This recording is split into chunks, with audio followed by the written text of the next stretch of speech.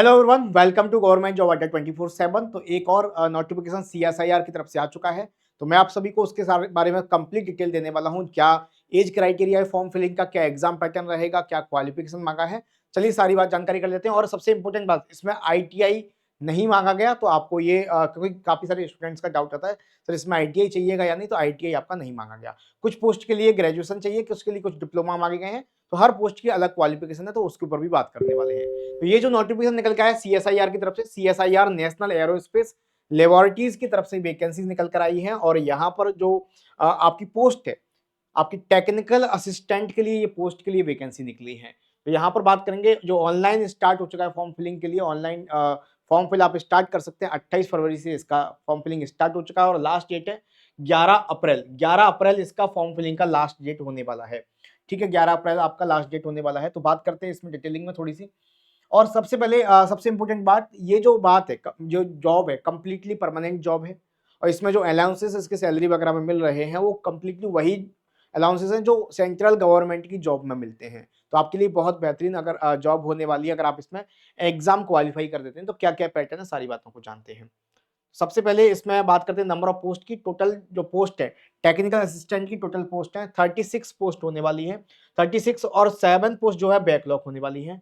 पे स्केल आपका रहेगा लेवल 6 और आपकी जो अप्रोक्सीमेटली सैलरी बनेगी 70,000 पर मंथ बनने वाली, एक अच्छी सैलरी आपकी बनने वाली है। एज लिमिट की बात करें तो मैक्सिमम एज जो आपकी है 28 साल मांगी गई है और मिनिमम एज 18 साल है ना। रिलैक्सेशन आपका जो मिलता है जिस कैटेगरी वाइज, उसके ऊपर भी हम लोग बात करेंगे।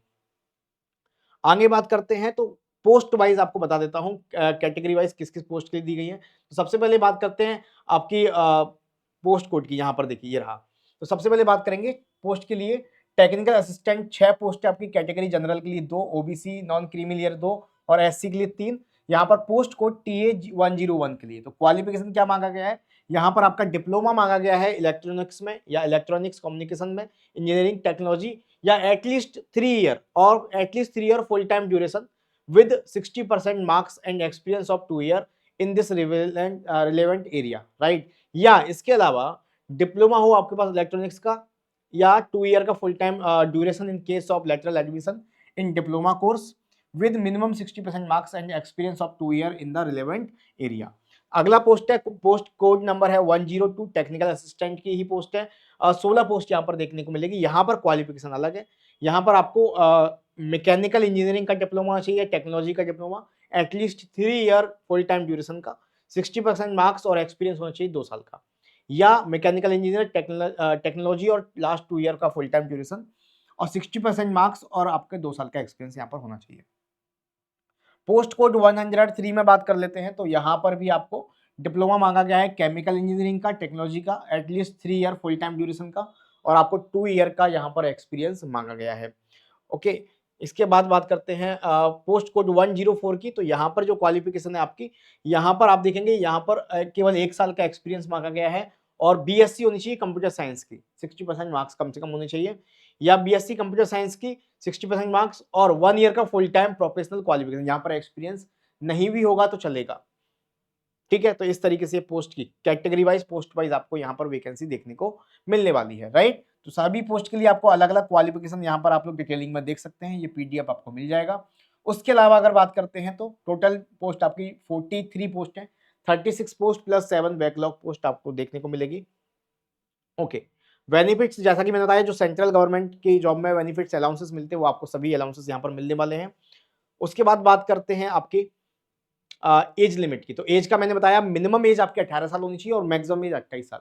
एज रिलैक्सेशन आपका यहाँ पर दिया गया है। तो 5 ईयर का रिलैक्सेशन आपका एससी का, एसटी कैटेगरी के लिए, 3 ईयर का है ओबीसी कैटेगरी के लिए। इस तरह से एज रिलैक्सेशन यहाँ पर दिया गया है। उसके बाद आता है एग्जाम पैटर्न। क्या एग्जाम पैटर्न रहेगा आपका, मोस्ट इंपोर्टेंट पार्ट आपका। तो सिलेक्शन पैटर्न क्या है, एग्जाम पैटर्न।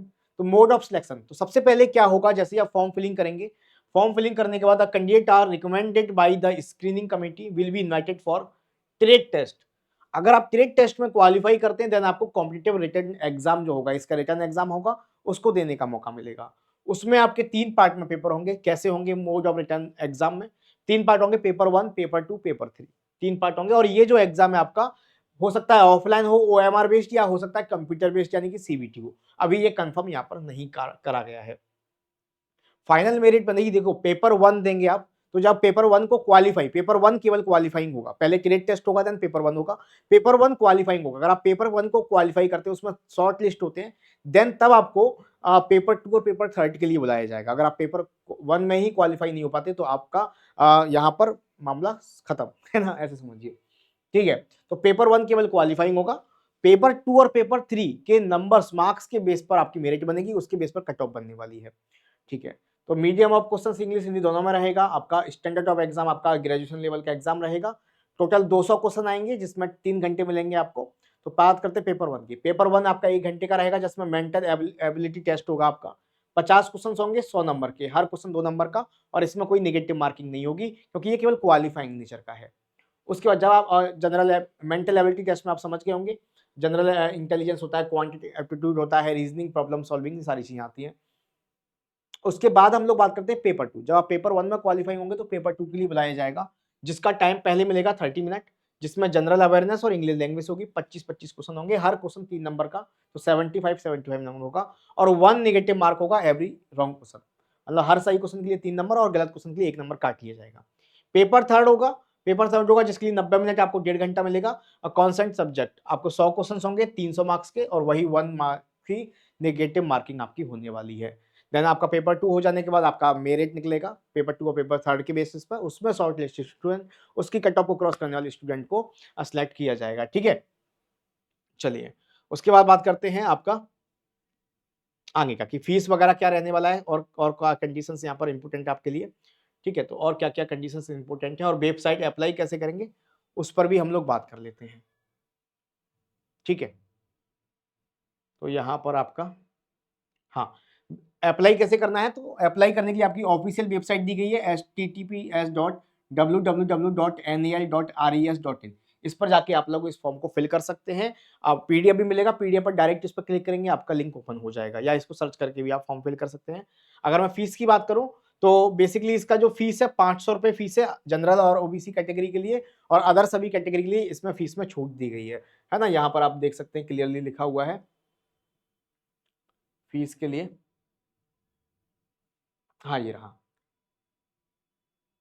फीस। तो एप्लीकेशन फीस आपका 500 रुपीज है, जो कि आपकी कौन कौन सी कैटेगरी के लिए है, आपको SC ST PWBD वुमेन और एक्स सर्विसमैन के लिए यहाँ पर छूट है, बाकी सभी के लिए यहाँ पर फीस लगने वाला है 500 रुपए, ठीक है। तो ये इंपोर्टेंट आपकी जानकारी थी। तो सबसे पहले आपका होगा यहाँ पर आप फॉर्म फिलिंग करेंगे, स्क्रीनिंग टेस्ट होगा, स्क्रीनिंग टेस्ट के बाद आपको स्क्रीनिंग टेस्ट होगा, टेलेट टेस्ट होगा, उसके बाद आपका पेपर 1 होगा, पेपर 1 क्वालिफाई करने का पेपर 2 एंड पेपर 3, उसके बेसिस पर मेरिट बनने वाली है। तो क्या क्या क्वालिफिकेशन थी, कितनी वैकेंसी थी, क्या एज लिमिट है, 18 साल मिनिमम, 28 साल मैक्सिमम, और रिलैक्सेशन वगैरह सब पर हमने बात करी।